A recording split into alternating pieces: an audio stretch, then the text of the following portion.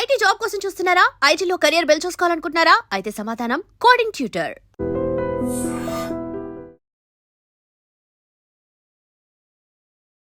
Hi guys, welcome to I dream. నేను మీ Chanakya. Cinema హీరోలు అందరిలో కల్లా రవితేజ గారిది ఒక డిఫరెంట్ స్టైల్ ఏంటంటే, నీ కోసం ఇట్లు శ్రావణ సుబ్రహ్మణ్యం తర్వాత నుంచి ఎప్పుడైతే ఈడియట్తో యూత్ని మరైతే కొల్లగొట్టేసి ఒక స్టార్ హీరోగా మారిపోయారు. కాకపోతే ఇంత మంచి స్టార్ హీరోకి రీసెంట్ టైమ్స్లో ఏమైంది?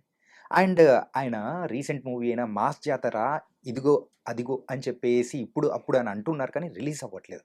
అంటే దానికంటే ముందు కూడా బోల్డ్ అని ఫ్లాప్స్ అనేది కూడా ఉన్నాయి. అసలు రవితేజ గారికి ఏమైంది? ఎందుకు ఇలా వరుస ఫ్లాప్లు అనేది కూడా వస్తుంది? దీని గురించి కూడా మాట్లాడడానికి ఇప్పుడు మనతో పాటు కూడా ఉన్నారు ధీరజ్ అప్పాజీ గారు, ఫిల్మ్ అనలిస్ట్. ఆయనతో మాట్లాడదాం. Hi sir. Hi Chanakya. Hi sir. Ravi Teja గారు ఏంటంటే స్వతహాగా ఎలాంటి బ్యాక్గ్రౌండ్ లేకుండా వచ్చి ఒక స్టార్ హీరోగా ఎదిగారు. ఎంతో మందికి కూడా ఆయన ఆదర్శం. అవును. అయితే రీసెంట్ టైమ్స్లో ఆయన దగ్గర నుంచి రావాల్సిన హిట్స్ కానీ ప్రేక్షకులకు కావాల్సిన మజా కానీ దొరకట్లేదు. అవును. ఈ కంప్లైంట్ మాత్రం వస్తుంది. అవునవును. మరి ఎందుకు ఇలా? అంటే ఇప్పుడు చేసిన ప్రతి సినిమా కూడా హిట్ అయిపోతే ఇంకా ఏముంటది? ప్రతి హీరో కూడా హిట్ సినిమా చేయాలనే కదా అనుకుంటాడు. Yeah. ఫ్లాప్ సినిమా చేయాలని ఎవరు అనుకోరు కదా. వాళ్ళ ప్రయత్నం వాళ్ళు చేస్తారు. కథల ఎంపికలో కానీ, దర్శకుడిని ఎంపిక చేసుకోవడంలో కానీ, బ్యానర్ని ఎంపిక చేసుకోవడంలో కానీ వాళ్ళ ప్రయత్నం వాళ్ళు చేస్తారు. కానీ ఒక్కొక్కసారి డెఫినెట్గా ఫెయిల్యూర్స్ అనేవి ఎదురవుతుంటాయి. అయితే ముఖ్యంగా ఈ మధ్య కాలంలో రవితేజకి సక్సెస్ రేటు కొంచెం బాగా పడిపోయిందని చెప్పొచ్చు. ఇప్పుడు ఉదాహరణకి లాస్ట్ హిట్ ఏంటంటే ఒక 2-3 years బ్యాక్ వచ్చిన ధమాకా. రైట్.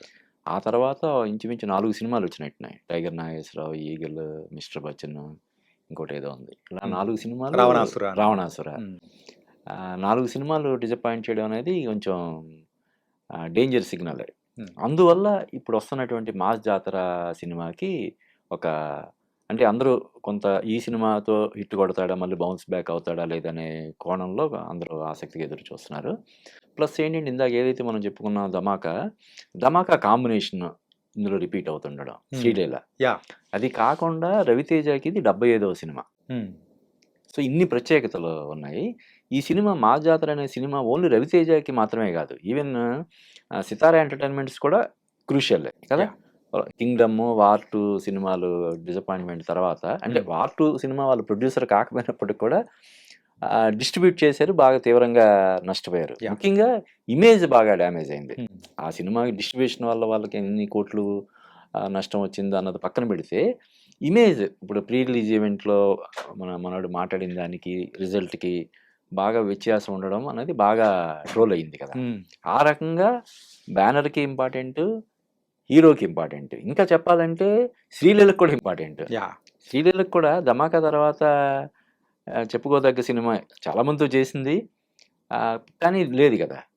మహేష్ బాబుతో చేసింది, అందరు పెద్ద హీరోలతో చేసింది, one of the most sought after హీరోయిన్స్గా ఉంది. అటు బాలీవుడ్లో సినిమాలు చేస్తుంది. అయినప్పటికీ కూడా ఎందుకో సక్సెస్ అనేది శ్రీలీల విషయంలో కూడా దోబూచులాడుతుంది కదా. మహేష్ బాబుతో చేసిన గుంటూరు గారం పర్వాలేదు అనిపించుకుంది, కానీ ప్రాపర్ ఇది లేదు. సింపుల్ చెప్పాలంటే ఒక బ్లాక్ బస్టర్ అది వీళ్ళందరికీ. ప్లస్ ఈ సినిమా ద్వారా ఒక కొత్త దర్శకుడు ఇంట్రడ్యూస్ అవుతున్నాడు కాబట్టి అతనికి చాలా ఇంపార్టెంట్. జనరల్గా ఫస్ట్ టైం డైరెక్టర్ అంటే ప్రాణం పెట్టి చేస్తారు. అంటే తర్వాత 2వ సినిమాకి 3వ సినిమాకి ప్రాణం పెట్టరా అంటే కాదు కానీ మొదటి సినిమా, ఈ సినిమా సక్సెస్ అయితేనే కదా నెక్స్ట్. ఇప్పుడు ఎన్నో సంవత్సరాల నుంచి వాళ్ళు ఈ అవకాశం కోసం ఎదురు చూసి ఒక హీరోని డేట్లు తెచ్చుకొని హీరోని ఇంప్రెస్ చేసి పెద్ద బ్యానర్లో సినిమా చేస్తున్నాం అనేది మామూలు విషయం కాదు కదా. ఈ సినిమా హిట్ అయితే నెక్స్ట్ అతని జాతకం మారిపోతుంది కదా. నెక్స్ట్ ఇంకా పెద్ద హీరోతో సినిమా చేసే అవకాశం వస్తుంది. రెమ్యూనరేషన్ కూడా ఇప్పుడు ఒకేసారి లైఫ్ సెటిల్ అయిపోయే అంత రెమ్యూనరేషన్ ఈ రోజున వస్తుంది ఒక సినిమా సక్సెస్ అయితే కదా. ఇప్పుడు లిటిల్ ఆర్ట్స్ ఇందాకే చూసా, లిటిల్ ఆర్ట్స్ హీరోకి ఒక పెద్ద బ్యానర్ ఒక 1 crore ఆఫర్ ఇచ్చిందని చెప్పి. అవును సార్. అలాగా ఒక్కసారి ఓవర్ నైట్లో జాతకం మారిపోద్ది. కాబట్టి అతనికి కూడా చాలా చాలా ఇంపార్టెంట్. ఈ డైరెక్టర్కి ఇంపార్టెంట్, హీరోకి, హీరోయిన్కి, బ్యానర్కి. కాబట్టి డెఫినెట్గా ఈ సినిమా, ఇంకోటి ఏంటంటే ఈ సినిమా గురించి ఎక్కువగా చర్చ జరుగుతుండడానికి గల కారణాలు ఇంకోటి ఏంటి, చాలా రోజులుగా ఇప్పుడు 3-4 సార్లు వాయిదా పడింది. అవును సార్ కదా. అది స్వయంగా దాన్ని ఏదైతే వాయిదా అన్నిసార్లు పడిందో దాన్నే సరదాగా ఒక వీడియో చేసి వదిలేరు మన హైపర్ ఆది రవితేజ కాంబినేషన్లో కదా. అవును సార్. అంటే రవితేజ నాకు తెలిసి అలాగా ఒక ప్రమోషన్ దాంట్లో చేయడం అన్నది మొదటిసారి కదా. అలా ఈ సినిమా ప్రమోషన్ కూడా రవితేజ కొంచెం ప్రత్యేక శ్రద్ధ తీసుకొని చేస్తున్నాడని నాకు అనిపిస్తుంది. ఇప్పుడు ఉదాహరణకి ఆ మ్యాడ్ డైరెక్టర్ తో ఇంటర్వ్యూ కానీ, తర్వాత మన వెంకీ అట్లూరితో కానీ, ఇలాగా ఒక ఇద్దరు ముగ్గురు వేరే అంటే తనతో పని చేయకపోయినా కూడా ఆ డైరెక్టర్లతోటి ఇంటర్వ్యూలు ఇవన్నీ కొంచెం స్పెషల్గా ఈ సినిమాని ప్రమోట్ చేస్తున్నాడు. తర్వాత టైటిల్ కూడా డైరెక్టర్ వేరే వేరే టైటిల్స్ అనుకుంటుంటే మాస్ జాతర అనేది నేనే సజెస్ట్ చేశాను అని చెప్పి.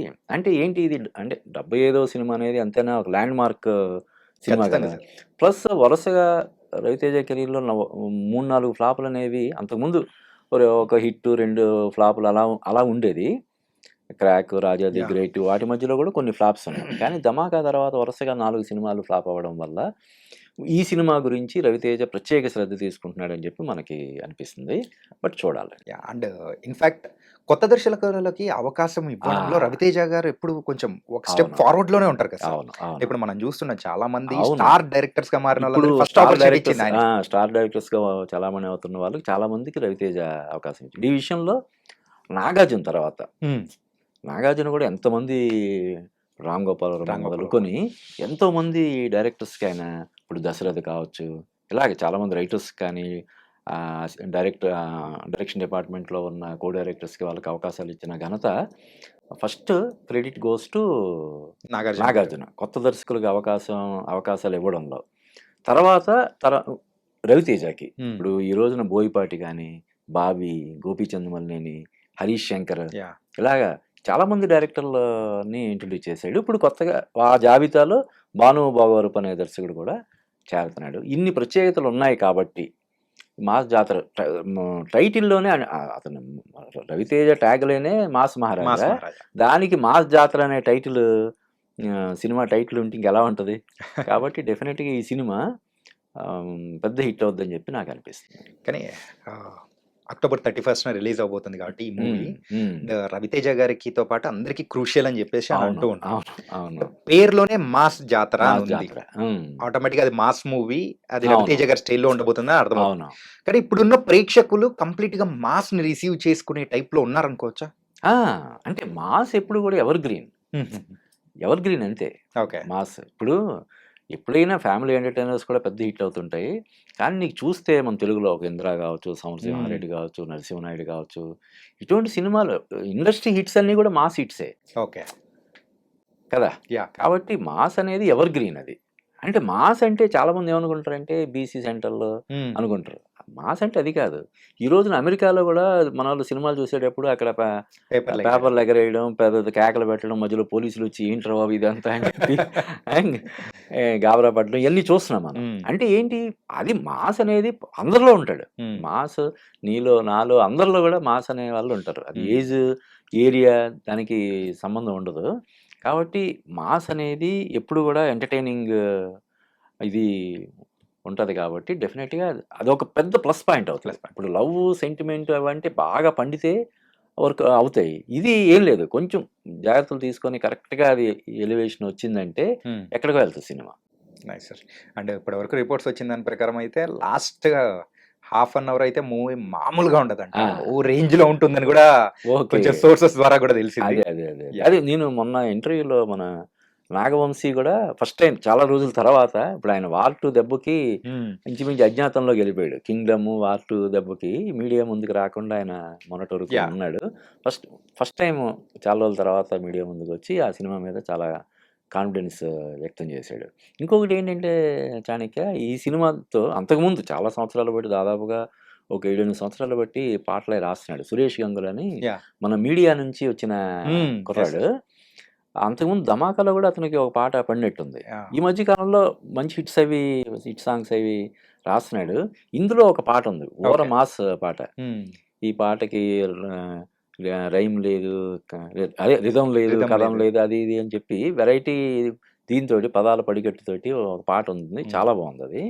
నాకు తెలిసి ఈ సురేష్ గంగులకు కూడా, అంటే ఇప్పటికే అతను ఎస్టాబ్లిష్ అయ్యాడు ఒక లిరిక్ రైటర్గా, దీంతో ఇంకొక 4-5 స్టెప్పులు ఎక్కుతాడని నాకు అనిపిస్తుంది. Nice sir.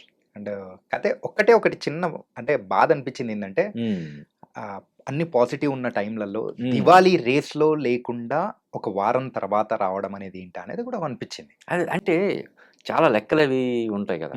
ఇప్పుడు 4, 5 సినిమాలతో పాటు దీపావళికి రావడం కంటే కూడా సోలోగా రావడం అనేది డెఫినెట్‌గా పెద్ద అడ్వాంటేజ్ అవుతది కదా! ఓకే. సో, ఆ రకంగా అంటే ఇప్పుడు నాగవంశీ వాళ్ళకుండే లెక్కలు వాళ్ళకుంటాయి అది కదా! వేరుంటాయి ఈ సార్. సినిమాని దీపావళికి రిలీజ్ చేస్తే ఏంటి?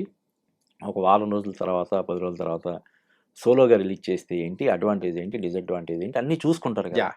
కాబట్టి ఇది సోలోగా ఇంచుమించు కదా! So, yeah! ఇంకో వేరే 2 మూవీస్ కూడా ఏం ఆ! కనిపించట్లేదు సార్. కాబట్టి అది పెద్ద అడ్వాంటేజ్ అవ్వబోతుంది. ఇందాక మనం చెప్పుకున్న ఈ ప్రత్యేకతలన్నీ గూడా రవితేజకి, శ్రీలీలకి, సితారాకి, డైరెక్టర్‌కి ఇలా వీళ్ళందరికీ ప్లస్ ఇంకో ప్రత్యేకత ఏంటంటే ఈ ధమాకాకి ఎవరైతే మ్యూజిక్ చేసి ఆ ధమాకా విజయంలో యాహ్! కీలక పాత్ర పోషించాడో బీమ్స్. బీమ్స్. ఇప్పుడు చూడు ఒక పక్క మనశంకర వరప్రసాద్ పాటలు ఇరగదీసేస్తున్నాడు. ఇప్పుడు ఈ ధమాకా పాటలు కూడా అలాగున్నాయి. ఒక్కసారి అతనికి కూడా మంచి బాగా ఎలివేట్ అయ్యాడు. మాస్ జాతర సాంగ్స్. మాస్ జాతర సాంగ్స్. యాహ్! బీమ్స్ కూడా ఈ సినిమాతోటి అతని మ్యూజిక్ డైరెక్టర్‌గా ఆల్రెడీ ఇప్పుడు మనశంకర వరప్రసాద్ పాటలు కూడా ఉర్రూతలూగిస్తున్నాయి. యాహ్! హ్మ్.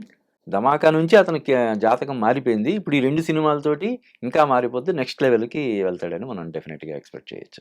So nice sir. And Ravi Teja గారు ఈసారి బ్లాక్ బస్టర్‌తో రావాలని కూడా కోరుకుంటున్నాము. ఆ! Thank you for your analysis sir. Thank you Chanakya. And for more videos, Please subscribe to iDream. Please subscribe to iDream. Please subscribe iDream. And please subscribe to iDream.